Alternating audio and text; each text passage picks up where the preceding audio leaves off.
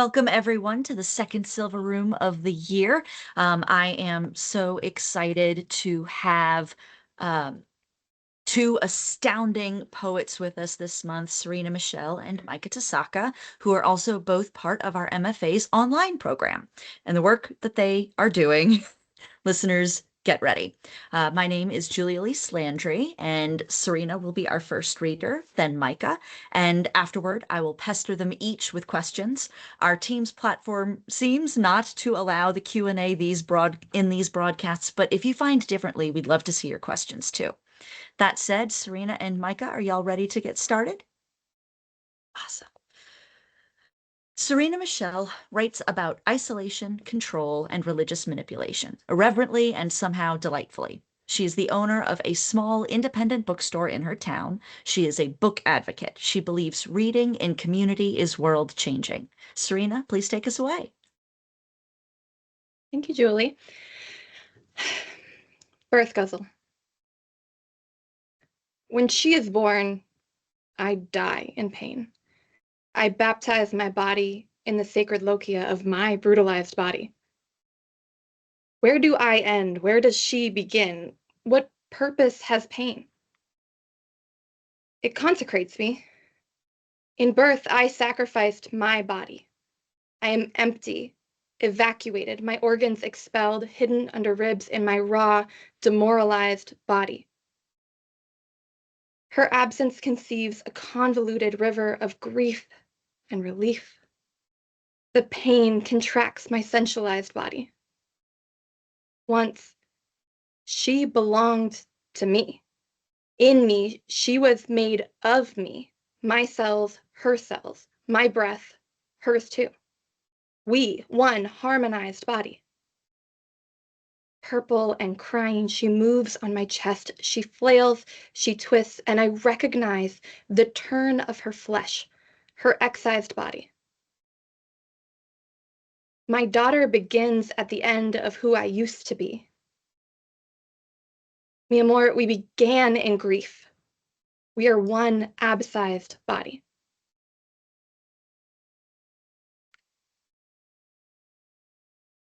God of the lake. The alligator does not rest on the sun-warmed blades of grass at the edge of the lake. Instead, a tree's shadow stretches out, bending to the will of the earth. Wind tousles the skin of the lake.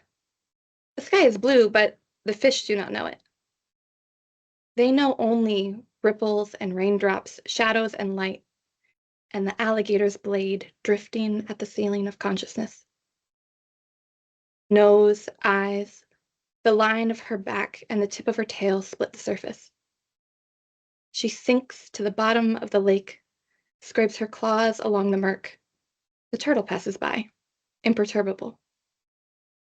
Swamp darters, emboldened by her stillness, kiss her scoots.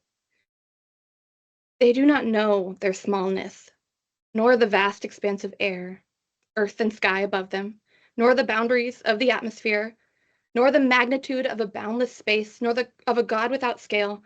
They know not of their own enormity.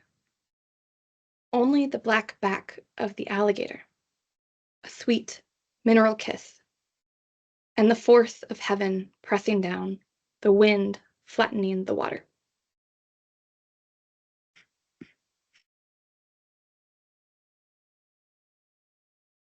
Swamp dreams. A marriage of mud and phantom swells gurgling in a leather cloud.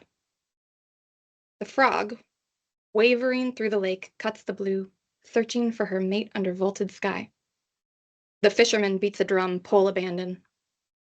Curve the skin of the snake, fillet the throat, and bruise the serpent's soul. This is the command of the mole. Bite the tough meat of rocks you lost and greet the bottom of enough. Give the fisherman a sharp kiss, like hooks in the sanctuary of fish cheeks. Bite with the fury of an alligator. Worry later about his feelings and broken teeth and things forgiven.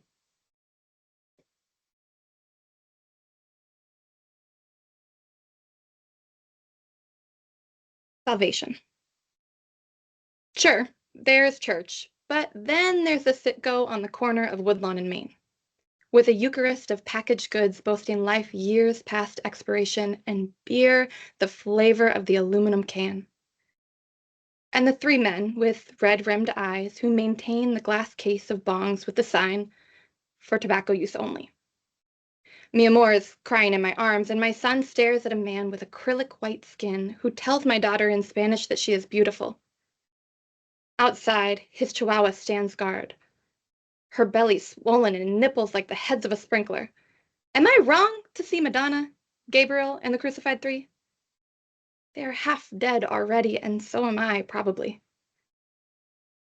It has been a while since I've been to church, but I still know holy ground when I see it. I push across the counter a cosmic brownie, a bag of candy corn, and a canned margarita, one half of a 2 for $5. The man calls me love and offers me a line. No charge.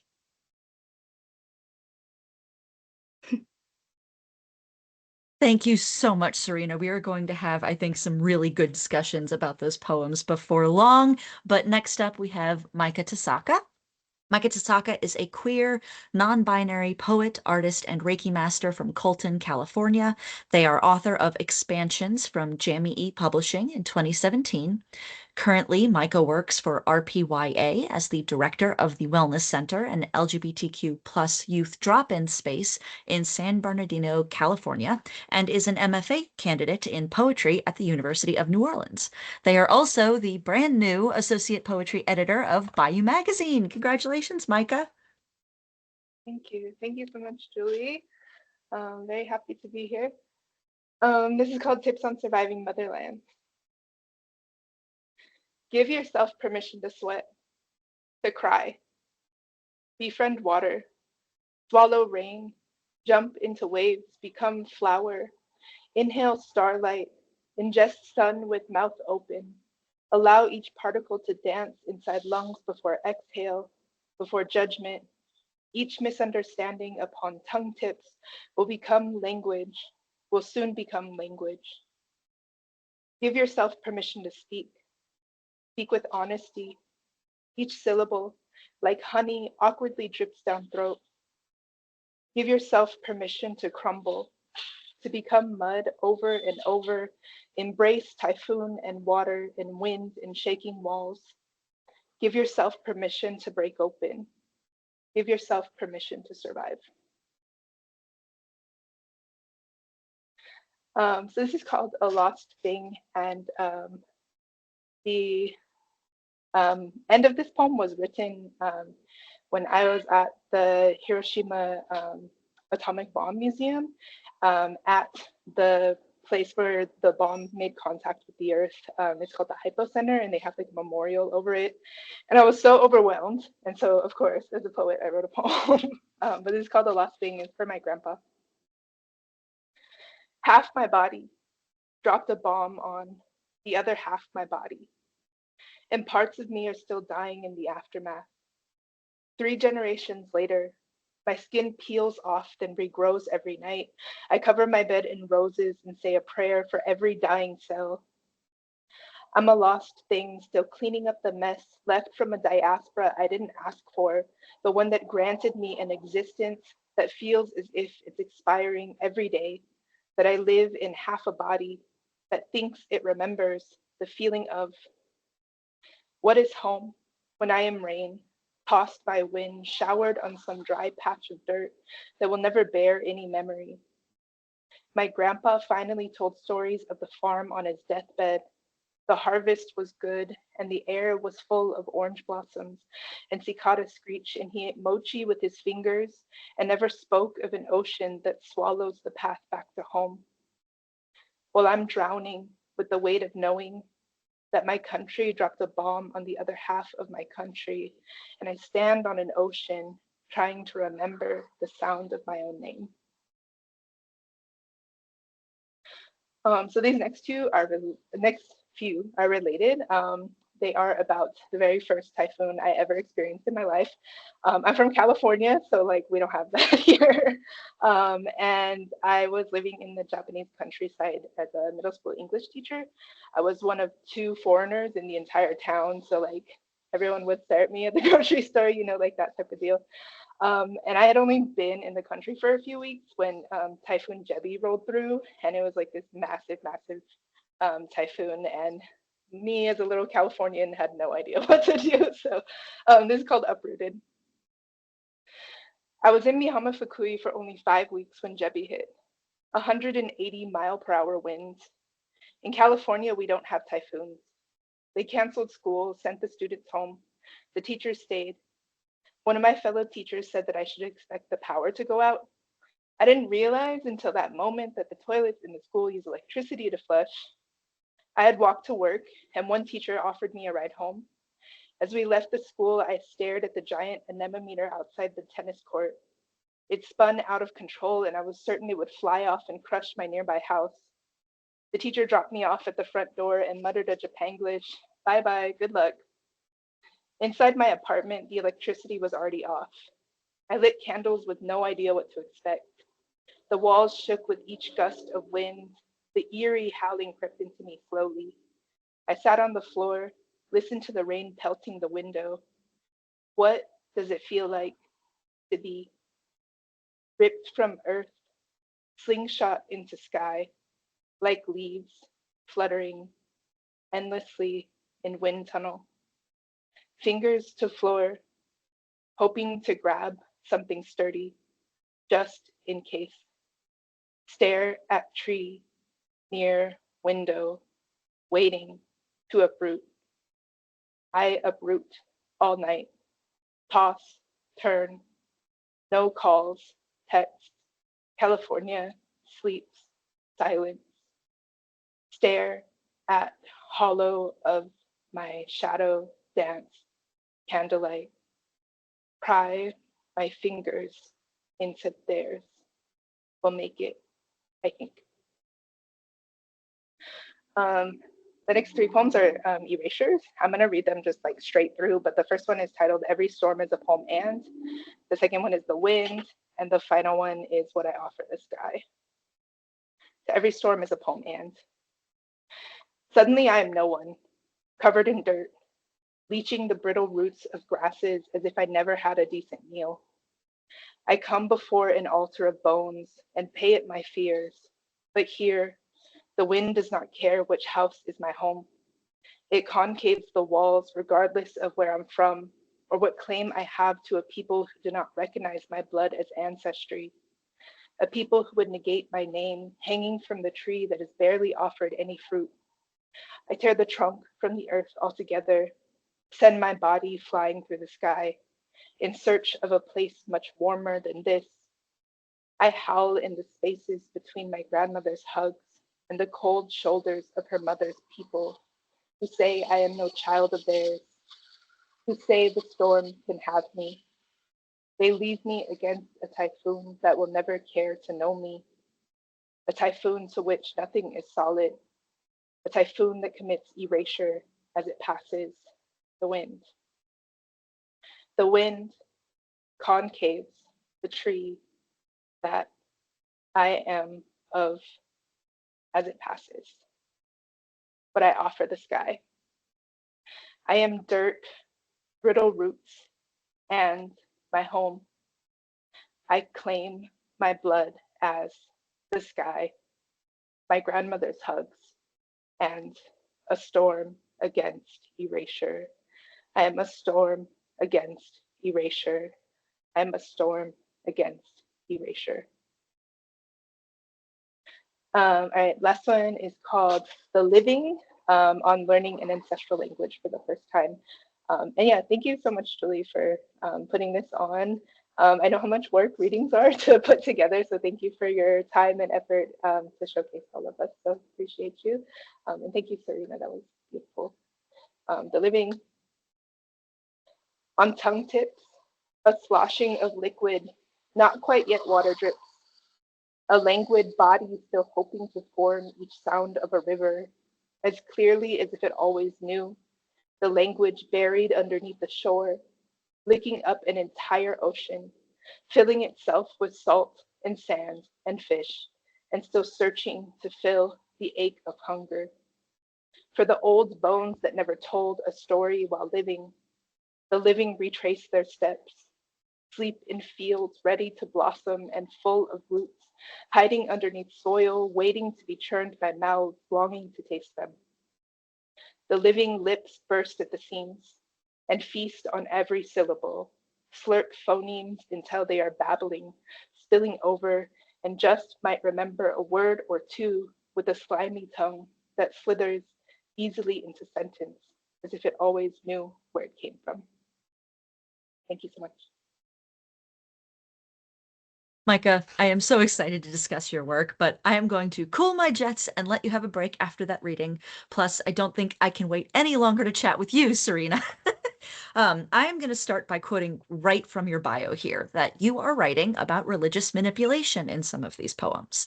I was hoping if you would tell me a little bit about the importance of this theme in your work and about finding the sacred, finding benevolence in a sitco. Yeah. Wow, big question. I grew up as a pastor's kid. Both my parents were pastors, and there's a lot that I love about spiritual traditions and what they can offer you as a person, but I've also seen a lot of how that can be used against people and seeing people turn that into manipulation. I Right when I was like 17, I went to a ministry school that ended up being more of a cult, and have been kind of watching as that whole structure has fallen apart all this time. And so in that process of like removing myself from that and seeing all of the danger that is presented when someone can offer spiritual authority and guidance in these ways that turns out to be, a lot of human control and manipulation. I've been trying to find like, where do you find the goodness that came from these things without keeping all of the bad? And I think one of those things is finding poetry in the everyday. So, we have a gas station right down the street from our house, and it's always been my favorite gas station because it's just such a strange place. You walk in and there's always a new experience to be had. But there's just something beautiful about like a neighborhood gas station where these are all people that live in my neighborhood. They come together in this space. It is not like very glamorous. They definitely buy expired food. Like it is like a really weird gas station, but every time I go there, I do feel like this is that space of like something sacred, something holy of, you go into a room of just regular people living out a very regular life, and finding the beauty in that is the sacred. So I think that's kind of where that poem came from. Well, and it is so much a ritual, like Yeah. going into those spaces, it is a ritual. And there are these moments where suddenly we are hit with like the capital S sublime Yeah. just by observing these very human experiences. And speaking of sort of that like uh hit you in the face kind of sublime moment, God of the Lake is a really fascinating poem. The images are so crisp and precise, something that I think works well in a poem that primarily reckons with what is true, what isn't true, and what we can and can't observe about what is true. These are the kinds of ideas that will work me into a full-blown existential crisis. How did you approach writing about consciousness in a nature poem? Do you feel more like the swamp darters or more like the alligator, or is the point that there isn't really a difference? Yeah. I think I go to my local library to write, and there's a window right next to the lake. And there's an alligator that comes out and sits there. So one day I just started writing about this alligator, and I didn't intend for it to become anything, it was just, here's an alligator sitting here.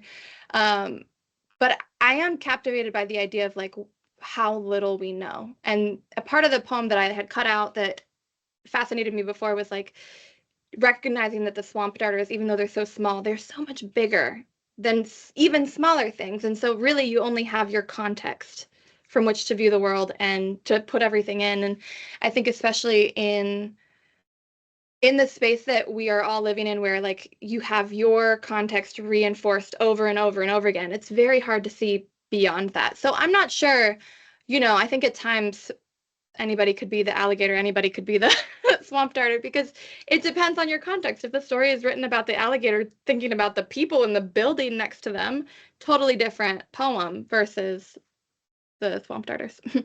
So then if you extend it out into the solar system and then the cosmos and then it keeps infinitely expanding and infinitely terrifying me in particular. I do want to talk a little bit about form. You read a guzzle today, one about the physical and emotional realities of motherhood.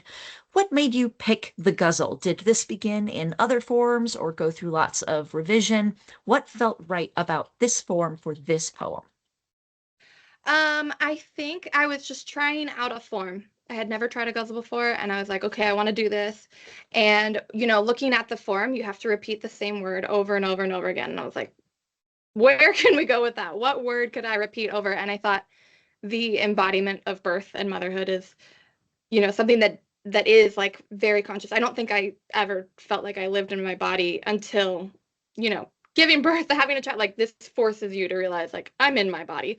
Um, and then there was just so many words, because you have to do the rhyme right next to it with centralized, demoralized. So as I was looking at different words that I could continue a rhyme with, I was like, okay, these are like big, long words, but a lot of these apply to the experience because it's such a huge experience of horror and beauty all at the same time. And so it made sense to put those together. So fascinating to listen to. Thank you for those thought-provoking answers. And we're going to talk a little bit more about body later when I talk to both of you at the same time. But for now, I'm going to give you a break. I'm going to chat with Micah for a moment. Micah, your work addresses themes of ancestry and ancestral roots, in most cases, the specific sense of being uprooted, with several images of not having a good handhold or not having a good anchor of connection. Does writing poetry feel like a way to get your hands around something that otherwise feels out of reach? Or is it more about challenging these generational, societal, interpersonal structures that prevent people from feeling rooted? I think both and, poetry is my way of exploring something that I didn't have access to for much of my life. I come from family who survived like internment, and I always think about how like one of the purposes of internment was like cultural assimilation and severing roots. And like I'm the first in my immediate family and possibly the first of my grandparents' children to like go back and reconnect the vein, so to speak. So poetry becomes this way for me to explore and reconnect through language to something that I haven't been able to connect to. And also challenging like what are roots, like what does that mean, especially for like Americans, especially for descendants of migrants. It's like what does it mean to be of one place or of another place, and like that's something that I learned through traveling and through living different places, that even if I am in the quote unquote motherland, like I'm still very much an American, so it's like my roots are complex and it doesn't really neatly fit into anything. So I think through poetry I try to explore that a lot. Well, it certainly had beautiful results that I really enjoyed sitting with, and then especially hearing you read. Another theme that I observed in your poetry is one of like erosion of the self, destruction of the body. You even read for us two erasures of your own poem, where you are chipping away at your own words, your own art to reveal something else inside of it. Tell us a little bit about how you approached those erasures. When did the idea occur to you? What was the thinking? What challenges did you face? um, I think biggest challenge with any erasure is like, how much is too much to cut? Like some of I know like a couple of the poems, there's less than 10 words on the page. And at that point, it's like things have eroded. Like I think the way that I approach erasures is that like as someone who has experienced so much erasure, both as like a Japanese American person, as a mixed person, and also like as a queer person, you know, like there's erasure coming from so many different sides. Um, I think I wanted the poetry to kind of like reflect that. And I guess the main poem that it's of, um, I wanted to see like how much I could play with it, and how much further I could dig down to see what is beneath it. And I think around the concept of storms, especially a typhoon, because it's like, you know, just like uprooting, right? But also like typhoon, like winds, rain, it erodes things down to its core. So I wanted to play with this concept of like, if I am eroded down to my core, like what is there? And yeah, that's kind of where I'm at. I think a typhoon is really, especially since you had like this experience in this place, and then a big storm like that is so much a symbol for destruction, right? I mean, especially in New Orleans, we're Yeah. very familiar with like cultures being erased by these storms. So it's a wonderful set of poems where you were able to wrestle with all of that in one. Um, Tips on surviving motherlands and the living both approach the ideas of having patience with ourselves as we try to communicate and learn new ways to communicate, particularly from the lens of someone approaching a culture and an ancestry where the relationship is a complicated one. How do you approach poetry as a communication device? What have you found to be a motivating way to give yourself permission to write? Hmm. I think that my time living in the country that my family comes from was very challenging because I went there and I knew not a word of the language and had to kind of like figure it out. So like I guess a lot of when I talk about like language in poetry, especially as a poet, right? So like language is the tools with which we work. And so to be immersed in a place where I could not communicate was such a challenge. And I had to like really reconfigure like, what is my relationship to language? Like, what does this mean? And I feel like at the end of that, there was a period of time where I just couldn't write, you know, like it was like stuck and I just didn't know how to like approach it. And I think it's because of like how complicated language had became to me in my head, and I was like way overthinking everything, you know. So having to like kind of reapproach poetry, having to reapproach language, to like give myself permission to do it. Yeah, it was a struggle. It took a lot of like very frustrating, like what is this poem? I don't know, you know. But yeah, I think that my relationship to language and to I mean, both English and Japanese, and being like kind of like the first one to again reconnect the root, right, and learn the language that was like erased from us. I'm learning now like how much it's opened up for me and how I think about language differently, and I think about poetry differently, and like playing with different forms, but also have this like whole host of like new images that I can access from like being somewhere else, you know. Even like language structures from Japanese to English, like the structure of a sentence in Japanese is completely different. So it's like thinking about how do I like play with those concepts and bring them into what I'm doing with my writing right now. It really is amazing how much learning another language completely recasts like your native language or the language that Yeah. you're using primarily. I know when I was studying Spanish pretty extensively, it cracked open my brain in a way that ruined me for a little while and then opened things up in a really beautiful way. So I'm very glad that you found your way back into writing after that difficult time when things felt very hard to pursue. But I am going to open the floor to the both of you now because you both read poems about bodily damage and destruction, about our bodies being something that takes on a lot of pain and something that connects us to our ancestors and our descendants. I'd love if both either of you would talk a little bit about that paradox of the body, about the body as a relationship, not just with ourselves, but with our families. What are your thoughts about how we navigate that relationship inside of poetry and outside of poetry?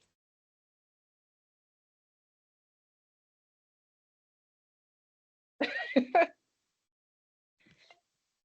I think I can talk about this.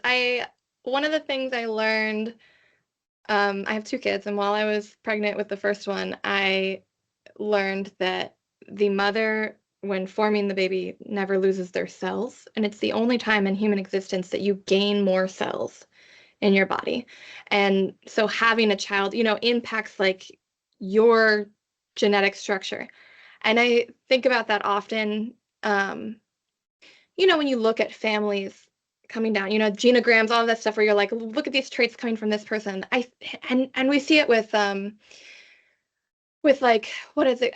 What's the word? It's, the generational trauma of like a group of people experiencing something and then that trauma being passed down even to the next group that hasn't experienced that. And I think that we are so much more deeply connected than we think we are. I have members of my family I don't know because they've been cut out, not by me, but like by other members of my family, and I don't know how much my life experience is based on the experiences that they felt and how that impacted the DNA that they passed on to my mother and then to me and how I'm passing that on. And I think the connection between all of us is much bigger and deeper than we often give credit for. And both in a way that's like, okay, this is horrible and we're having to bear each other's burdens like down through generations that none of us deserved, but also the good things work that way too. And so that gives us a lot of power of like, okay, if we do the work to create a better situation, whatever we can do, we get to pass that down. And we get to hold the good things from the earlier generations that were like they might have been a terrible person. There's no objective, but like in summary, but there were good things that they can pass down that you can continue on, build up. And I think that is really beautiful and offers a lot of room for redemption, a lot of room for healing and making a difference. Yeah, I mean that degree of genetic connection that is not voluntary, you have it. It is pretty mind-boggling. Micah, did you have any thoughts that Yeah. So I think kind of similar to what Sarina's talking about. I do think a lot about how like intergenerational trauma gets passed down, and the inheritance that I seem to have gotten from my ancestors has been like a lot of silence, right? So like it's very like much Japanese American culture that you like don't speak about your struggles, it's like you kind of just endure. So there's like a cultural value that we have that essentially is like no complaining, it's like these are the cards you've been dealt and you just deal with it, and that's something that I think about a lot. And through poetry and in trying to kind of like unpack that and like poke at the silence and like what happens when I like poke at this wound and like what comes out. I think about often how like my physical body carries like genealogy in it, and like the things that I've inherited from family members who either like passed on before I was even like thought of, but it's like I'm still like living, walking, breathing version of them that gets to like interact with all these different spaces. I also think about like the way that my physical body reacts with like place as well, right? So sorry, there's sirens by my house, but we all have yeah, sirens? yeah, how like yeah, the physical body interacts with place and how sometimes I feel like I'm like being pulled to a location and I don't really understand why. And then when I get there, it just unlocks something in me, And I think that like my time spent in like my mother country was a version of that where I was like pulled there and had no idea why, and then found all of these things and it just kind of started unraveling. So I think about a lot about like how bodies interact with space, interact with history. I don't have any children, but interact with future generations on some level, And I really love, Sarina, what you said earlier about how like the pain of childbirth like helps you realize like that you were in your body, and that's something I think about too, maybe not to the level of the pain of childbirth, right? But how like pain is a way, as all emotions and feelings are, of like coming into contact with the physical body.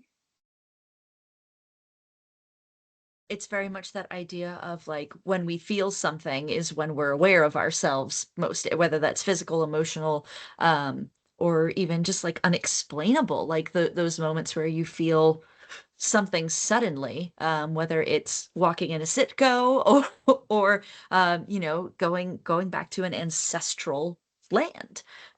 So that's fascinating to me. Another commonality between both of your poems is I noticed a lot of water imagery. And I was wondering if y'all could talk a little bit about how you perceive water, your relationship to water, and what does water represent to each of you? Yeah. I can jump in if you want to yeah, okay. Yeah, so water to me is like healing. You know what I mean? Like it's um, representative of emotions often to me. But anytime that I am near water, like present with water, interacting with water, I just feel um, like cleansing and release. And I feel like that's such an important relationship for me to have. And where I live, I do not live by water, like there's no water. I'd have to drive like an hour to get to water, which isn't that dramatic, but still, like I don't have it around me often. There's supposed to be a river here. The city I live in is called Riverside, but because of California climate, it's dried up. A whole other thing, but to get to like the ocean, to get to like lakes and rivers, like I have to drive a little bit to get there. So to me, anytime I get to interact with water, it's very special, and it's very like, ooh, like, anytime like my partner and I like go on a trip to celebrate anything, it's always going to water. And that's something I think about, where it's like this like special relationship that I get to have with this especially like the ocean, right? Like the Pacific Ocean is like so old, and I feel like there's so much wisdom there, and just getting to like be in community with it, like I feel like helps me process so much. Yeah, when you said it was healing, I was like, that is exactly what I feel about water. I think it's I grew up in the north, right? So we had to drive hours to get to the ocean, and the ocean was not a place that you would want to go because it was freezing, Um, but we did have lakes that we could swim in. And what has always fascinated me about any body of water, from a puddle to a lake, is how much life just grows from it. Like immediately there are puddles on Stone Mountain in Georgia that have a variety of shrimp that is not found anywhere else. Or at least shrimp. Like I don't know how the shrimp got there on the top of a mountain in Georgia, in a puddle.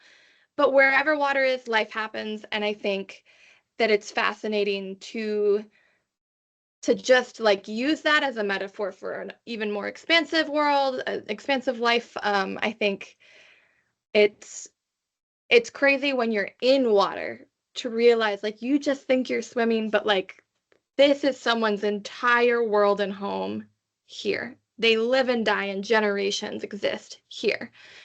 And especially at the ocean. The ocean's so cool because like you're touching so many other people without having any contact. There's no way to see them from there, but like you are sharing water with everyone. Um, so yeah, I think it's healing. I think it's a really I think it just symbolizes life in general. Is water always symbolizes life, and I think there's a reason that most people return to it. Early settlers always found water. Any nation anywhere, find the water. First thing you do, you need it to survive. See, talking about like the microcosm, macrocosm, like of water, and thinking about that, I am not a scientist. Every now and then I watch a YouTube video about some science stuff, and they were talking about like how, we all originated from the water. Like that's where life began, is inside that water. So that's fascinating to me. I know in New Orleans we have a very complicated relationship with water sometimes. But it is integral to life, even as it takes away sometimes life. Shifting back to like writing and just writing. I am someone who is fascinated by people's workspaces, by what physical environments they need to get writing done. Where do you tend to do most of your writing, and what do you have with you in that space?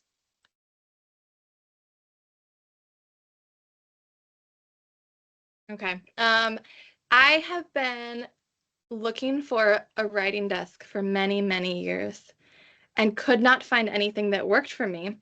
So, finally, a couple of months ago, someone was selling an old school desk. And most people are like traumatized by high school and don't want anything to do with a school desk.